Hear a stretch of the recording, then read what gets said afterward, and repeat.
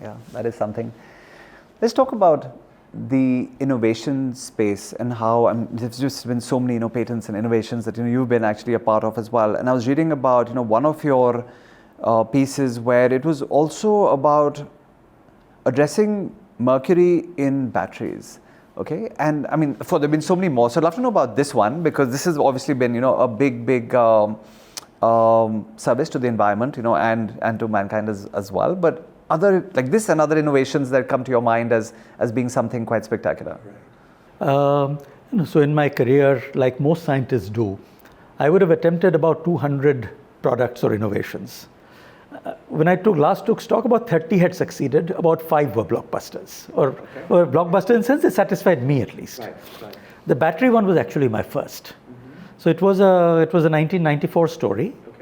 And this company came to us. We were manufacturing what are called surfactants, which are ubiquitous molecules, many kinds, that help incompatible things mix, like oil and water, or powder and solvent, right?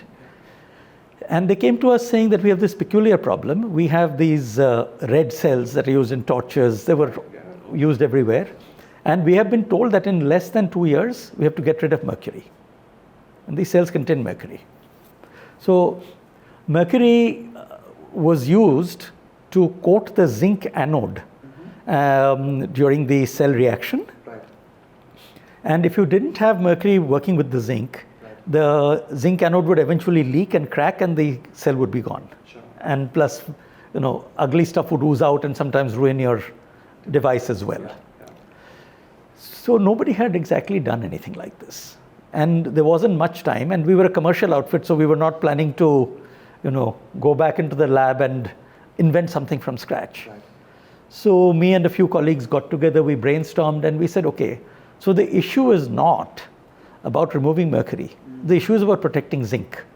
So in hindsight, it is like the same thing as saying that the issue is not about photography on film, the issue is about preserving memories, right? It's the same. So we said we won't look for an in-kind solution. We'll try to find something not in kind that protects zinc.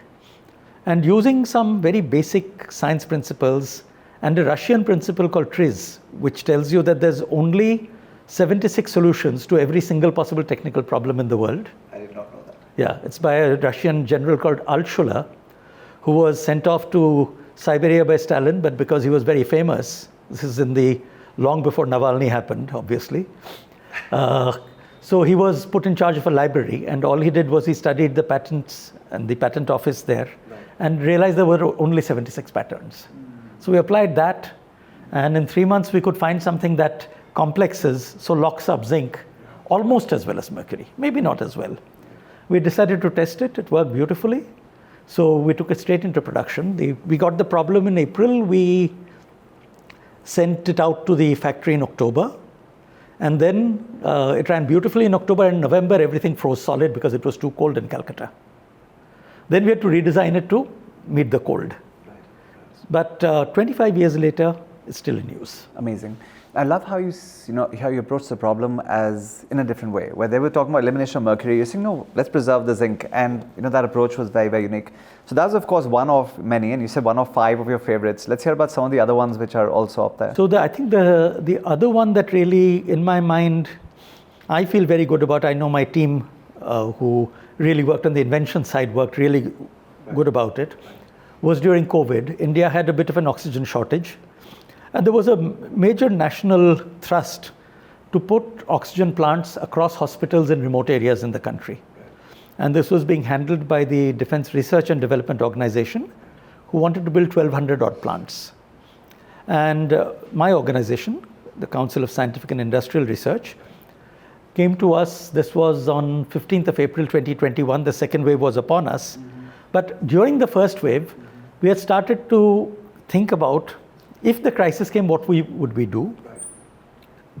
So we had started working on the science of how to purify oxygen from air. It's a well-known science. It was not new. But as petroleum scientists, we were very good at keeping oxygen out of things, right? Because oxygen is the first cause of a flame or a disaster. So we knew how to take it out.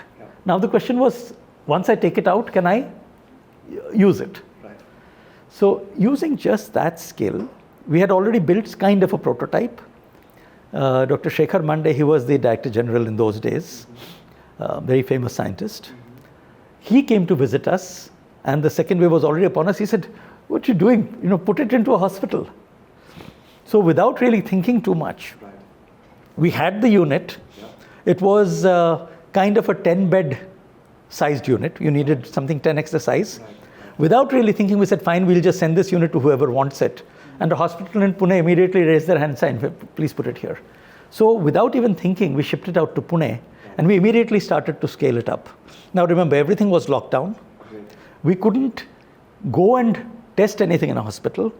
We didn't think that anybody in the hospital would be able to run what looks like a chemical plant, right? It's a purification plant. We didn't know where to get the raw materials from. Some of the raw materials were imported. And we had no vendors who could fabricate it. And then? This was April 15th. Right. On October 15th, so ironically it's April, October, just like the Battery Innovation 94. In 2021, on October 15th, we had 108 plants running in 108 hospitals in the country, each servicing 100 beds, all connected by IoT to our laptop. We could run it from our laptops. These were all on a public dashboard put up by DRDO with support from PM CARES Fund. So if people think that the PM CARES Fund was opaque and they don't know what they did, I can tell you they saved hundreds of lives by things like these. Because it was PM CARES Fund, we could spend the money immediately. We did not have to, we had to go through some regulations. We had I had the Honorable Commerce Minister on the phone if I needed something. The missions in France, Germany, Switzerland were talking to the factories there. The Air Force was flying planes back and forth to get the materials. NHA was building last mile if we needed it. I have never seen a country so responsive.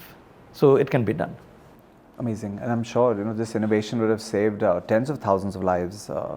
As I said, we were mathematically we were saving 10,800 lives per day. Per day. Wow. So it was very satisfying. And that was just such a crazy time. I think the amount of fear and the emotions running through people at that time was just unprecedented.